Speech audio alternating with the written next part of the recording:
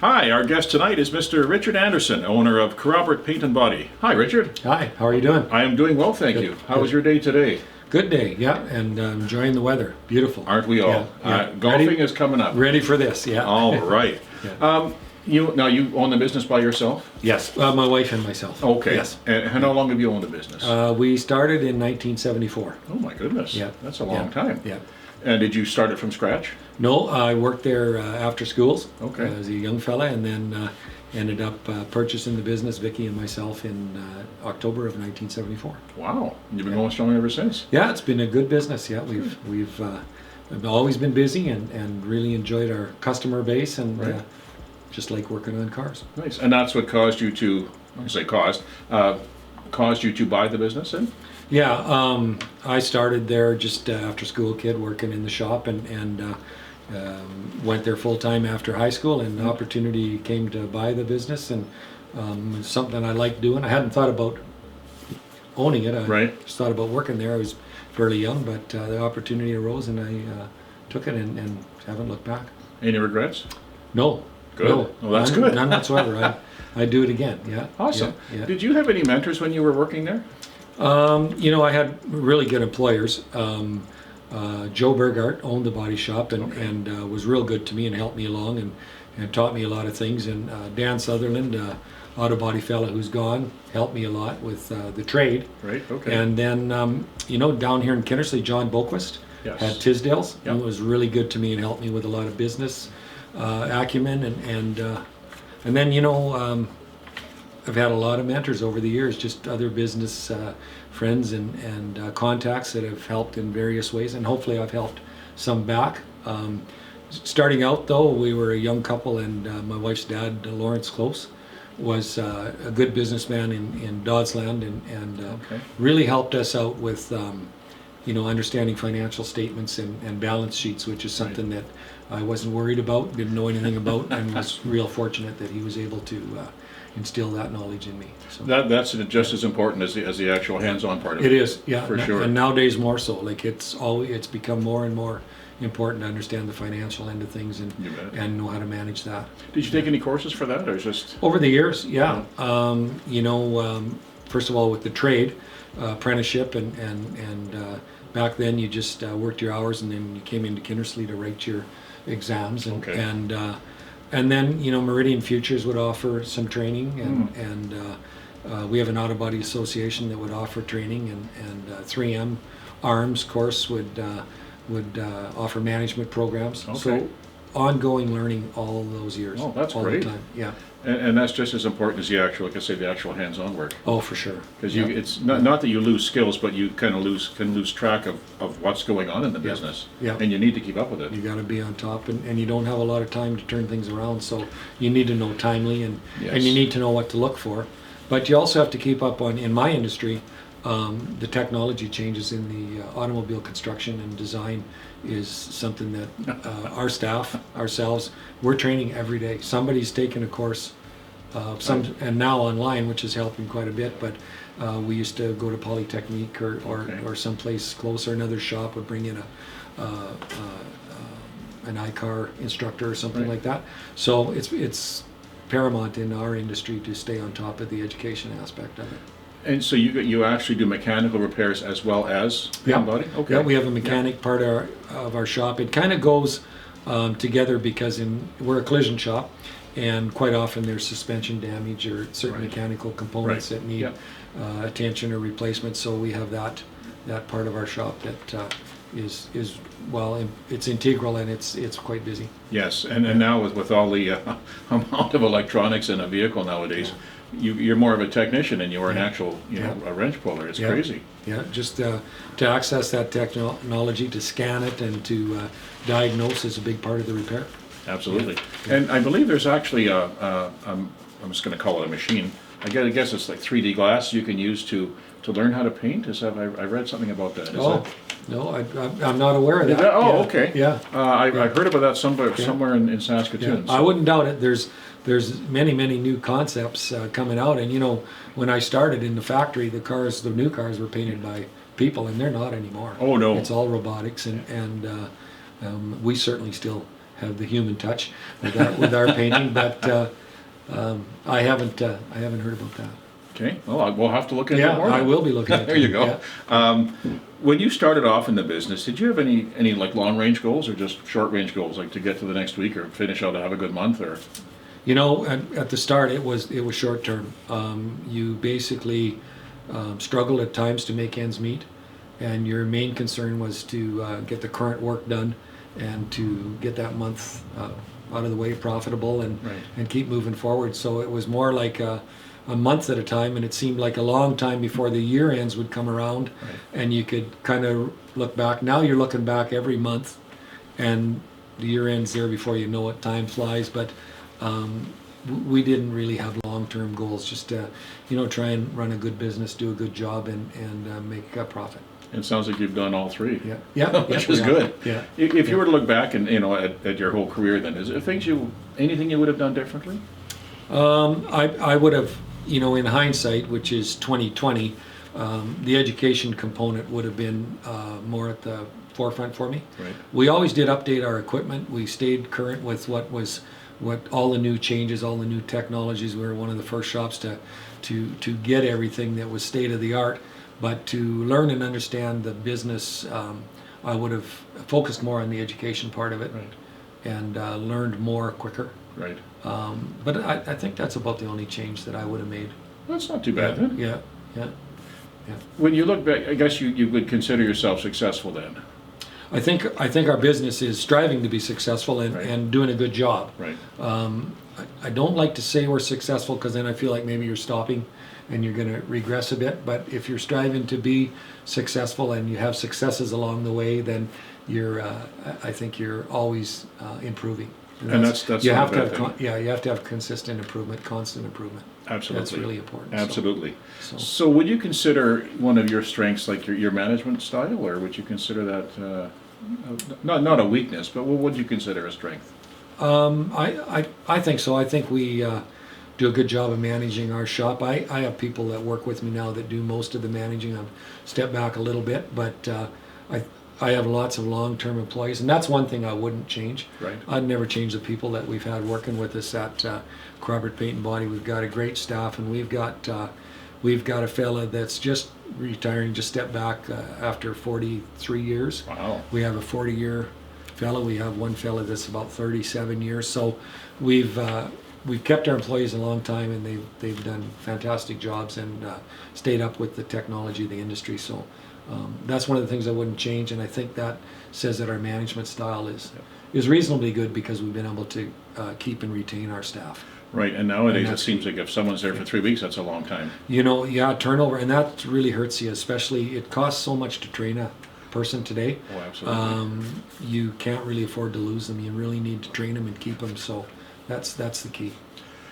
And like you said, treating them well. If you treat your staff well, they will treat your customers well. Exactly. And yeah, that's yeah. an old adage. It Yeah, still yeah. is proven as well today as Yeah. it is whenever Yeah. that was first Yeah. said.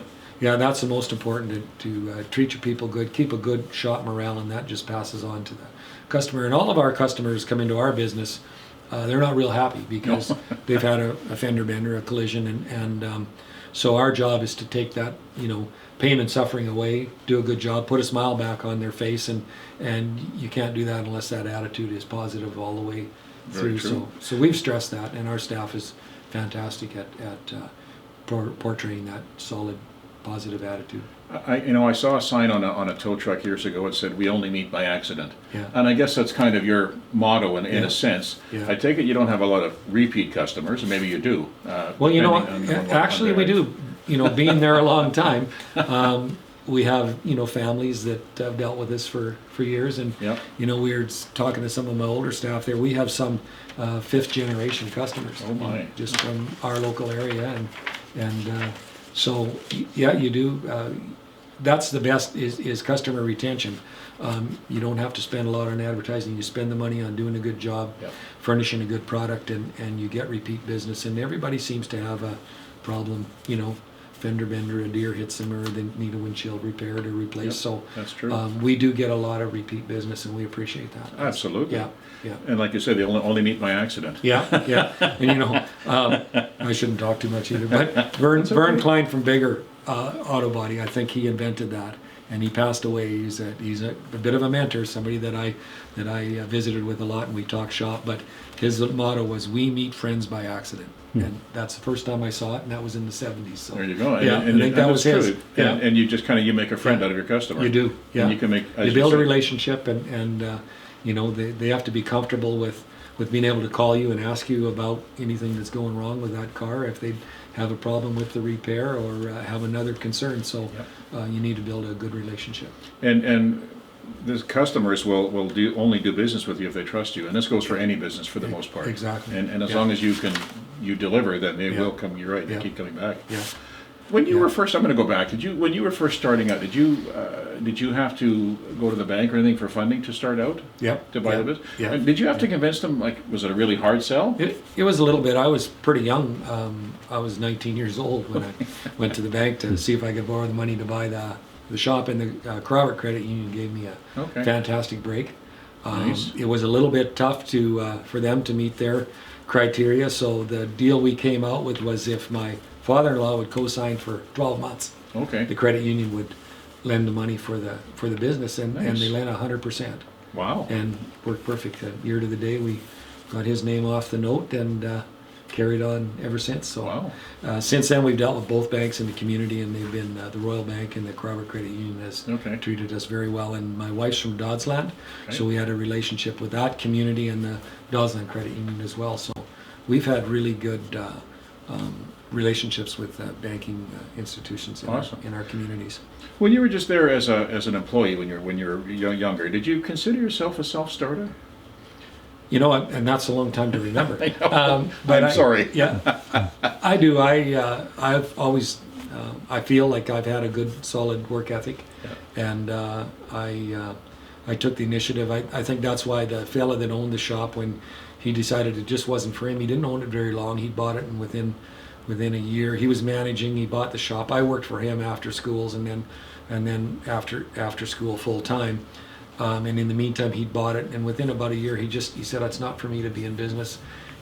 You're doing most of the customer relations." He said, "Why don't you try and buy it?" So that's how it worked out. But I feel like I am a self-starter. Yes. That's great. Yeah.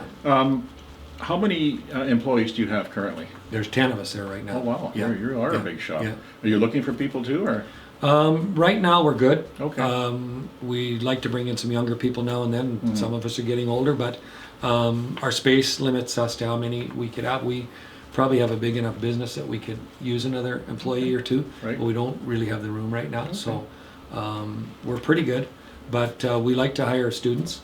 We try and always have a student working at our shop, and we've always had participated in the work ed programs, even like at times through Kindersley High School. Right. Yep. In fact, I think there's a student or two that, not anymore, a young man that works in this community that did work ed at our shop, and the communities around the area. But COVID has changed that a little bit, and we haven't taken on a work ed young person since COVID came in, and we do have an after-school student, but it's kind of in our bubble, so we're just working with one right now. But we like to bring in younger, usually guys, but we've had girls work there too, and try their hand at auto body. Nice. And I think one of the ladies that worked there years ago actually went on into the trade for a while at least. That's good. So, but we mostly get applications from the young guys. fellas who love cars and want to fix them. The same reason I The went down there reason to see you if I got could into get a job. Yeah. So we've over the years had a lot of students pass through and work for us a bit in their first job, and Nice. and we still hear from them now and then. So. Well, that's good. And that's a success story right there. Yeah. That's awesome. Yeah. What drives you in the morning to get out of bed and go to work and do what you do? I love my job. I love the industry. The auto body industry is challenging, and it's rewarding. I used to not be able to wait to get to work. I'm an early riser. I couldn't wait. Now my wife's got me talked in. I get up and we actually have coffee together in the morning, and I might watch BNN for a while. And I go down at 8 o'clock or 8:30, and till last year I was there at 5:36 every morning. And Wow. Yeah. That's a long day. Yeah, I just enjoyed the business. Yeah. And like I say, when you like what you're doing, it doesn't even seem like work. It's not a job. No. That's the best way to look at it. I don't think I've ever had a job. Fair enough. Yeah. So if you were to, as our time's running down, if you were to give students listening or anybody listening any advice about life or about the auto body industry, what would you say to them? Well, I would say, get in a trade. I think the trades are very rewarding, and I think that's where you would start. I think it's good to work up through a little bit, get a little bit of the hands-on experience, but it's a rewarding trade and it's a great trade. So I would start there, but don't be afraid to go on your own when you get the opportunity, and you can go at a fairly young age. Decide, make yourself have a good solid work ethic, that's for sure. Be prepared to probably work harder than you expect you're going to work. It's not easy to make money if you don't work hard. You have to put in the hours, you have to work hard, but you do reap a lot of rewards, and you can build a business where you have time for yourself and your family and the things that you like to do outside of work. It's not that hard to do. You just have to balance things, but I think it's small business is the backbone of our economy, and in Canada and rural Saskatchewan especially, and in all of our communities. So I encourage people to give it a chance, give it a whirl, but prepare yourself. Use the technology and the education, and get some hands-on knowledge of what you're going into before you tackle it. And as one of our earlier guests had said, if you fall down 5 times, make sure you get up 6. Yep. Yeah. That's the only way you're going to get ahead. If you stay down, you're not going to get anywhere. And in business, at least I only know small business, resilience is very important, and you can make yourself resilient. It's just like you said. Yeah. If you slip, if you fall, just keep going, get back up and go, and learn from it. Don't do it again. Don't fall down for the same reason twice. Well, if you do, it's a choice. Yeah. There's a difference. There's lots to learn by mistakes. I don't know. It's costly at times, but you definitely learn by your mistakes. Just try not to make them twice, and try not to make them the first time if you can help it. And education helps you there. Absolutely. You know what you're doing. You're right. Yeah. Richard, it's been a pleasure having you here tonight with us. And I really appreciate your time being here. and driving down from Kerrobert. So it was great. I thank you for your time, sir. Beautiful day for a drive, and it's nice to meet you fellas and have a chat. Thank you.